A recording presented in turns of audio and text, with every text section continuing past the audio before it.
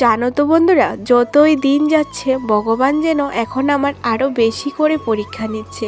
যতই খারাপ সময় আসুক না কেন আমি কিন্তু হাসি খুশি থাকারই চেষ্টা করি। তারপরও জানি না কেন ভগবান আমার এত পরীক্ষা নেয়। যাকে বাদ দাও, তোমরা আগে বলো কিরকম আছো। ত্রিপুরা আগরতলার ছোট্ট একটা গ্রাম থেকে আমি তোমাদের সবাইকে অনেক অনেক ভালোবাসা জানিয়ে তোমাদেরকে সাথে নিয়ে আরও একটা সুন্দর সকাল তোমাদেরকে সাথে নিয়ে শুরু করলাম। আশা করি যে যেখান থেকে আমার ভিডিওটা দেখছো অনেক ভালো আছো আর সুস্থ আছো। আর আমার কথা শুনেই তো বুঝতে পারছো আমি কতটা সুস্থ আছি।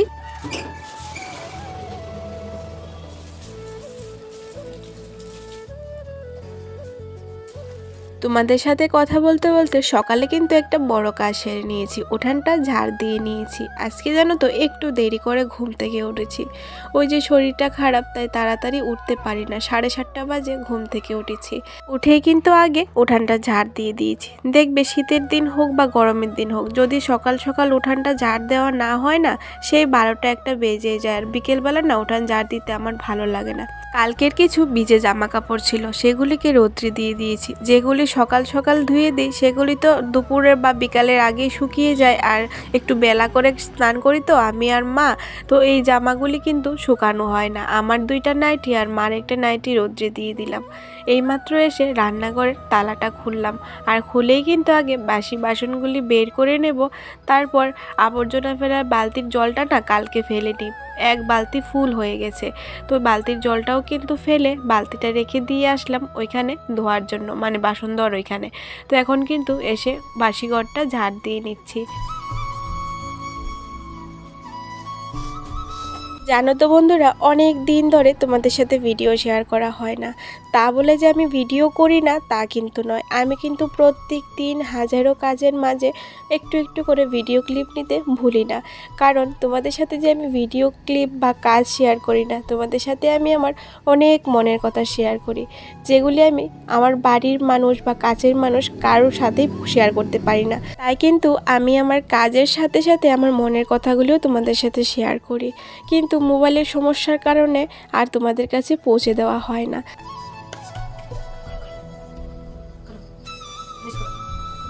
আমরা মা মেয়ে দুজনে কিন্তু সকালবেলা ব্রাশ করার আগে 1 গ্লাস করে জল খাই। আর এখন যেহেতু শীতের দিন চলে এসেছে তাই জলটাকে একটু গরম করে নিই, কারণ ঠান্ডা জলটা খেতে একদমই ভালো লাগে না শীতের দিনে।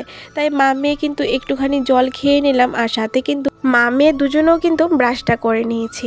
বাবার বাড়ি থেকে আসার পর তো আর কাপড় চোপড় কিছুই ধোয়া হয়নি, তাই অনেকগুলি কাপড় কিন্তু জমা হয়ে আছে ধোয়ার জন্য। মঙ্গলবারে সকালে 10টার আগে কিন্তু আমরা বাড়িতে চলে এসেছিলাম। এটা নিয়েও একটা 15 মিনিটের ব্লগ ভিডিও বানিয়েছিলাম, আর এটা কিন্তু অনেক কষ্ট করে আপলোডও দিয়েছিলাম এডিট করে, কিন্তু অর্ধেক আপলোড হওয়ার পর আর হয়নি। আজকে 2 দিন হতে চললো, এখনও ভিডিওটা আপলোডই হচ্ছে। আর মনে হয় না বন্ধুরা ওই ভিডিওটা আপলোড হবে। জানো তো বন্ধুরা, মনটা অনেক খারাপ হয়ে যায় যখন অনেক হাজারো কষ্টের মধ্যে একটু একটু করে ভিডিও ক্লিপ নেই। যারা ভিডিও করো একমাত্র তারাই জানবে হাজারো কাজের মধ্যে, রুটিনময় জীবনের মধ্যে থেকে একটু একটু করে সময় বের করে একটু একটু করে ভিডিও ক্লিপ নেওয়া যে কতটা কষ্টের। যে কাজটা করতে তোমার 10 মিনিট সময় লাগবে, সেই কাজটা যদি তুমি ভিডিও ক্লিপ নিয়ে করতে চাও এখানে কিন্তু 5 মিনিট সময় একটু বেশিই লাগবে। তো এত কষ্ট করে যখন আমরা ভিডিও ক্লিপগুলি নেই, রাত জেগে যখন এডিট করি, সব কিছু করার পর যখন সেই কষ্টের ভিডিওটা তোমাদের কাছে না যায় না, সত্যি কথা বলতে অনেকটাই খারাপ লাগে, মনটাই ভেঙে যায়। তো দেখো ওইদিকে কিন্তু কাপড়গুলি ভিজিয়ে চলে আসলাম রান্নাঘরে। রান্নাটাও তো বসাতে হবে। মেয়েটা তো উঠে গেছে, ও সকালবেলা জল খাওয়ার পর কিন্তু ওকে 1 ঘন্টা কিছু খাওয়ায় না, খালি পেটেই থাকে। আর ওই 1 ঘন্টার মধ্যেই কিন্তু খিচুড়িটাও মের হয়ে যাবে। একটুখানি খিচুড়ি রান্না করি 1 মুঠো ডাল আর 1 মুঠো চাল দিয়ে, তার সাথে কিছু সবজি দিয়ে একদম লবণ হলুদ জল দিয়ে একবারে প্রেসার কুকারে বসিয়ে দিয়েছি। 4-5টা সিটি দিলে কিন্তু খিচুড়িটা আমার হয়ে যাবে গরম গরম। তারপরে মেয়েকে বসবো খাওয়াতে, তার সাথে কিন্তু ভাতও বসিয়ে দিয়েছি, কারণ বাইরের কাজগুলি করতে করতে কিন্তু বেলাটা অনেকটাই হয়ে গেছে। আর শীতের দিনের বেলা তো বন্ধুরা ঘুম থেকে উঠেই যেন মনে হয় 9টা-10টা বেজে গেছে।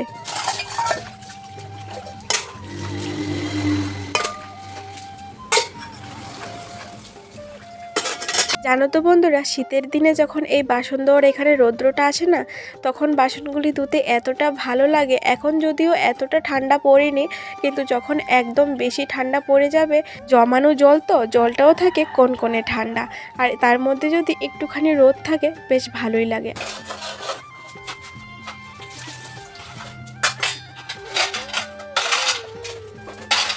ওইদিকে বাসনগুলি ধুয়ে আসতে আসতে কিন্তু ভাতটা আমার হয়ে গেছে। আজকে কিন্তু ভাতটা অনেক তাড়াতাড়ি হয়েছে। 3 কৌটো চাল রান্না করব তো, তাই একেবারে ভাতে জলে দিয়ে ঢাকনা দিয়ে কিন্তু বাসনগুলি ধুতে চলে গেছিলাম।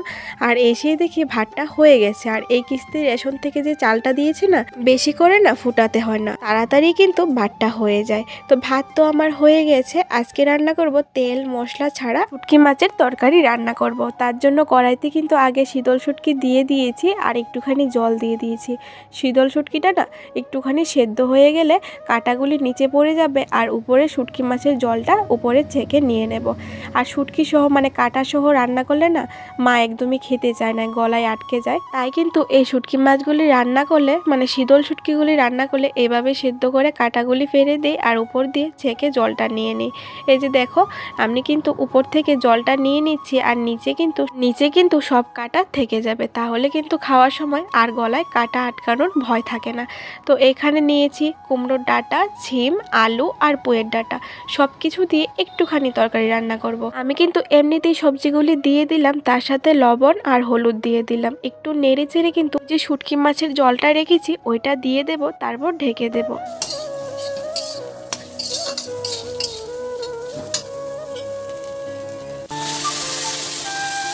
আজকে যে তেল মশলা ছাড়ার তরকারিটা রান্না করছি না, ওরা মা ছেলে কিন্তু খুব কম খাবে, কারণ এরকম তরকারি কিন্তু আমার বাবার বাড়িতে রান্না করে খায়। আর এই বাড়িতে কিন্তু শুটকি মাছের তরকারিতে তেল রসুন পেঁয়াজ সব কিছুই দেয়। আর আমরা যখন মানে আজকে যেভাবে রান্না করছি, যেরকম পেঁয়াজ রসুন কিছুই কিন্তু এটাতে দেব না, শুধু নামানোর সময় ধনেপাতা দিয়ে নামাবো। এই রকম রান্না কিন্তু আমরা খেতে খুব ভালোবাসি, আমি খুব ভালোবাসি মা এরকমভাবে রান্না করে। কিন্তু ওরা মা ছেলে একটু অন্যরকমভাবে পেঁয়াজ মরিচ তেল দিয়ে শুটকি তরকারি রান্না করলে খেতে পারে, আবার ওদের ওই তরকারিটা আমি খেতে পারি না। তাই আজকে আমি আমার জন্য রান্না করলাম, যদি ওরা খায় তো ভালো, না হলে ওদের জন্য মাছের মাথা দিয়ে আলু ভেজে বাঁধাকপি রান্না করেছি, ওইটা দিয়ে হয়ে যাবে। তো দেখো, তোমাদের সাথে কথা বলতে বলতে ওই যে সকালে কাপড়গুলি ভিজিয়েছিলাম, ওই কাপড়গুলি কিন্তু আমার ধোয়া হয়ে গেছিলো, রান্না করতে করতে ধুয়ে নিয়েছিলাম। মোবাইলটা না চার্জে বসিয়েছিলাম। তোমাদের হয়তো বলেছিলাম আগেও কোনো ভিডিওতে যে মোবাইলটা না চার্জ থাকে না, খুব কম চার্জ থাকে, আর চার্জে দিলে চার্জ হতে চায় না। তাই কিন্তু একটু একটু করে ভিডিও ক্লিপ নেই, আবার একটু একটু করে চার্জ দিয়ে এরকমভাবেই চালাই। তো কাপড়গুলি আমার মেলা হয়ে গেছে, এখন চলে আসলাম মেয়েটাকে খাওয়াতে। ওই যে সকালে ব্রাশ করিয়েছিলাম, তারপর আর কিছুই খাইনি। এখন খিচুড়ি নিয়েছি, দেখো কতটা কান্নাকাটি করছে। ওকে কিন্তু আমি একদমই মারিনি, ও খাবার দেখলেই এরকম কান্নাকাটি করে।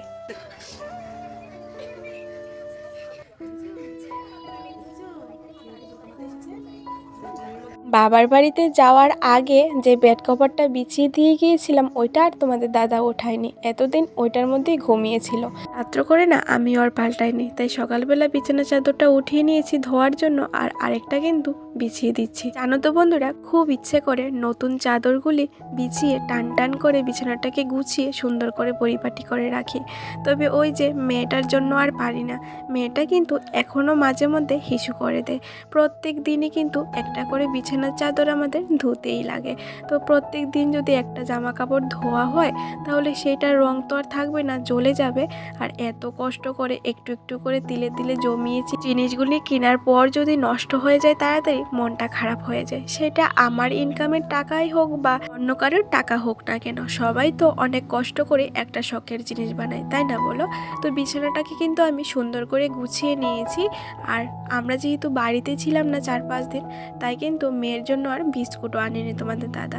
আর মঙ্গলবারে বাড়িতে এসেছি, মেয়ের বিস্কুটটাও শেষ হয়ে গেছিলো।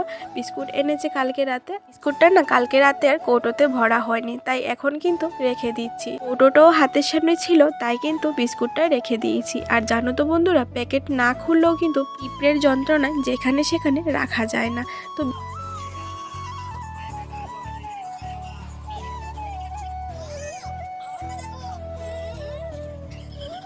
ঘর দোয়ার গুছিয়ে স্নান করে নিয়েছিলাম। এখন বাজে দুপুর 3টা। দুপুরে তো আমি সেরকম ঘুমাই না, কারণ দুপুরে যদি ঘুমাই তাহলে বিকেলের কাজগুলি করতে গেলে বিকেলে আর লাইভে আসতে পারবো না। তাই কিন্তু দুপুরে না ঘুমিয়ে বিকেলের যে কাজগুলি থাকে সেগুলি আমি করে নিই প্রত্যেক দিনই। তারপর বিকেল 4টায় বলো আর 4:30টায় বলো তোমাদের সাথে গল্প করার জন্য লাইভে আসি। আর তোমাদেরকে তো বলাই হয়নি, এই যে দেখো আমি বাড়ি থেকে এসে দেখি তোমাদের দাদা এই সেলাই মেশিনটাকে মধ্যে ঘরে এভাবে ফিটিং করে রেখে দিয়েছে। অনেক আগে বাবা আমাকে এই মেশিনটা দিয়েছিল, ঘরে যে কোনো জিনিস সেলাই করার জন্য কাজে লাগে বা এটা থেকে যদি কিছু টাকা ইনকাম করে সংসারে লাগানো যায় সেই ভেবে কিন্তু বাবা আমাকে দিয়েছিল। কিন্তু মেয়ের যন্ত্রণায় আর খুলতেই পারিনি। আর খুলেও কি করব বলো তো, আমি না সেলাই সেরকম পারি না, সেরকম না আমি পারি না বললেই চলে, তবে তোমাদের দাদা টুকটাক পারে আর কি। তো এটা এভাবে এখন আছে। খালি মেশিন ফিটিং করলেই তো হয় না, এটারও কিন্তু অনেক জিনিসপত্র লাগে। জিনিসপত্রগুলি আনুক, তারপর আস্তে আস্তে শিখবো। যেহেতু তোমাদের দাদা পারে সেরকম আর টেনশন নেই, ওর থেকে শিখে নিলেই হবে। জানো তো বন্ধুরা, এখন এই মাটির ঘরটাই আমার পুরো পৃথিবী হয়ে উঠেছে। আমার এই মাটির কুঁড়েঘরটাতে যে অল্প কয়টা জিনিস আছে সেই জিনিসগুলিকে ভালোবেসে প্রত্যেক দিন না হোক একদিন বাদে বাদে কিন্তু মুছে গুছিয়ে রাখার চেষ্টা করি, কারণ যত্নের কাছেই কিন্তু জিনিস টিকে থাকে, তাই না? এখন যেভাবে আমার ঘরটা তোমরা দেখতে পাচ্ছ, বিয়ের আগে বা বিয়ের পর কিন্তু এরকম ছিল না।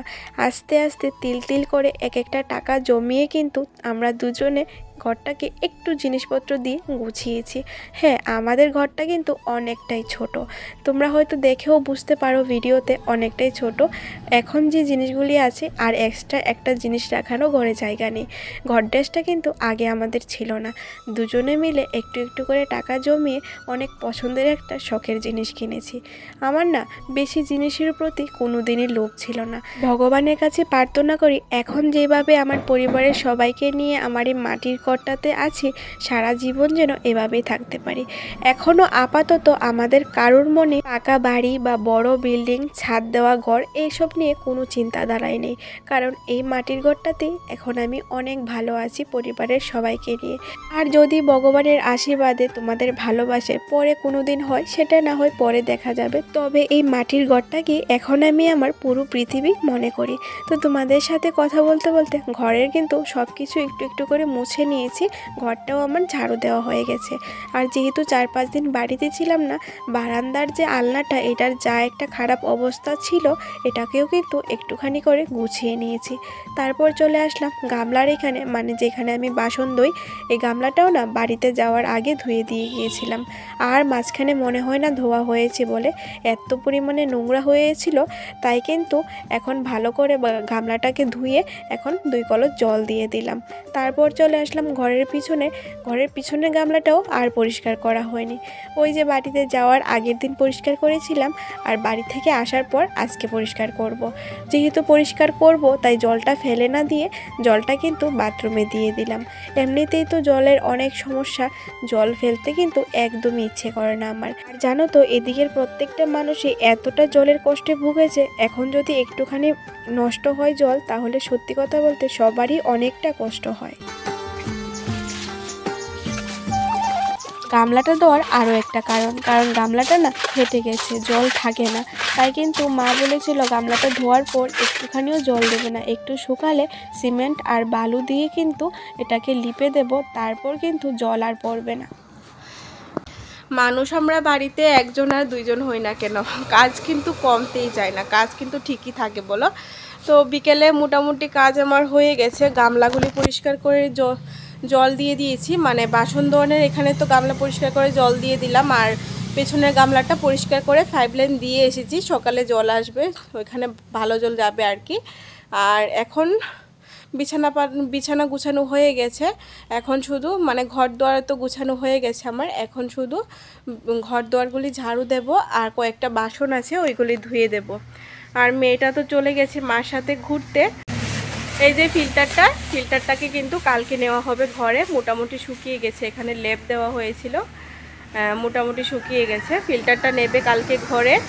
আজকে বিকালেও না পাশের বাড়ি থেকে কয়েক বোতল জল ভরে আনতে হবে, কারণ ফিল্টার আজকে অনেক দিন ধরেই রোদ্রে দেওয়ানো, তো বিকালেও পাশের বাড়ি থেকে জল আনতে হবে কয়েক বোতল, ফিল্টারের জল একদমই নেই ঘরে। আর ঘর দুয়ারগুলি ঝাড় দেবো, মোবাইলটাতে চার্জ নেই, চার্জে বসাবো। একটা সমস্যা হলে বোঝা যেত, এখন তো প্রচুর সমস্যা, মোবাইলে চার্জ থাকে না, মোবাইলে চার্জ দিলে চার্জ হয় না তাড়াতাড়ি। তো এখন আছে 25% চার্জ, মোবাইলটা এখন চার্জে বসাবো, চার্জে বসিয়ে যে বাদ বাকি কাজগুলি আছে এগুলিকে সেরে নেব, তারপর আবার সন্ধ্যের দিকে তোমাদের সাথে দেখা হচ্ছে। মোবাইলটা চার্জে বসিয়ে আমি কিন্তু বসে থাকিনি, বাসন ধুয়ে নিয়েছি আর ঘর দুয়ারগুলি ঝাড় দিয়ে নিয়েছি, তারপর কিন্তু রুটিগুলি বেলে রেখে দিয়েছি। এখন কিন্তু প্রায় সন্ধ্যা হয়ে গেছে, মা সন্ধ্যা আরতি দেওয়া হয়ে গেছে, তাই তিনজনের জন্য 3টা ডিম সেদ্ধ বসিয়েছি। আর এখানে কিন্তু গরম গরম রুটিগুলি চেখে নিচ্ছি। রুটি দিয়ে চা হবে, ওরা রুটি দিয়ে চা খাবে, আর আমি কিন্তু রাতে খাবো রুটি দিয়ে, বলেছিল মাংস আনবে, রুটি দিয়ে মাংস খাবো। আর আমরা মা মেয়ে দুজনেরই তো সর্দি জ্বর কাশি, সর্দির মধ্যে কিন্তু রাতে রুটি খেলে ভালো, ভাত খেলে না মাথাটা অনেকটাই ভার হয়ে থাকে আর সর্দিটা অনেক দেরি করে কমে। তো সেই জন্য কিন্তু ভাবলাম রুটি দিয়ে চাটাও খাওয়া হয়ে যাবে সন্ধেবেলা, আর কয়েকটা থাকলে কিন্তু রাতের বেলা রুটি মাংসও খেয়ে নিতে পারবো। আমাদের বাড়িতে না রুটি তরকারি দিয়ে কেউই খেতে চায় না, ওই চা দিয়েই যে যতটুকু খায় আর কি। রুটি কিন্তু আমার করা হয়ে গেছে, অনেকগুলিই হয়েছে। তো এখন যেহেতু তোমাদের দাদা বাড়িতে আসেনি, একটু পরে চা করব, তাই একটা সুতি কাপড় দিয়ে পেঁচিয়ে ভালো করে হটপটে রেখে দিয়েছি। তাহলে কিন্তু রুটিটা অনেক নরম থাকবে আর গরমও কিন্তু থাকবে, খেতে অনেকটাই ভালো লাগবে।